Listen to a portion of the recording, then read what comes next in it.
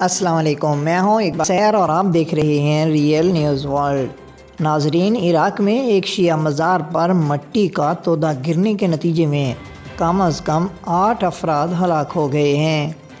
اطلاعات کے مطابق پیر کی رات عراقی امدادی ٹیموں نے ملک کے وسط میں واقع ایک شیعہ مزار پر مٹی کے تودے گرنے سے متاثرین کو نکالنے کے لیے کام مکمل کر لیا۔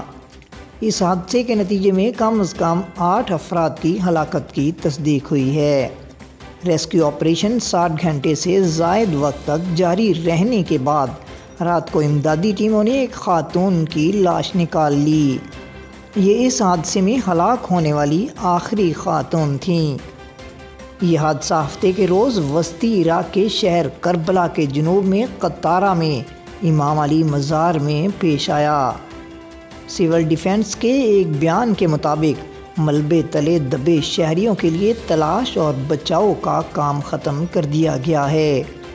بیان میں مزید کہا گیا ہے کہ سول ڈیفنس کی ٹیموں نے سرچ آپریشن کے آغاز کے پہلے گھنٹوں میں 3 بچوں کو بچا لیا، جبکہ باقی آپریشن 60 گھنٹے تک جاری رہا۔ حادثے کے نتیجے میں 5 خواتین، 1 بچہ اور 2 مردوں کی ہلاکت کی تصدیق ہوئی ہے۔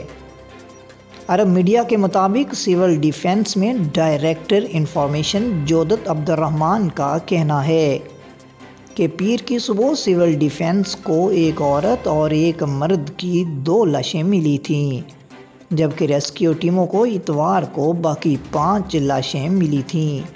اس حادثے میں ہلاک ہونے والوں کی کل تعداد 8 ہو گئی ہے۔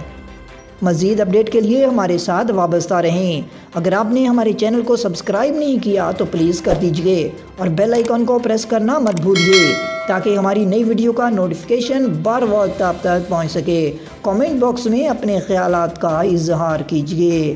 اسلام زندہ باد، پاکستان پائندہ باد۔